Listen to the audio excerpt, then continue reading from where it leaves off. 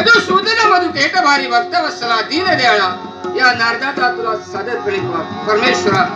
अरे भक्ती मार्ग किती साधा आणि सोपा आहे हे प्रत्येक भक्ताला समजण्यासाठी देवा स्वर्ग मृत्यू पातात निघताला आमचे सांगता म्हणते.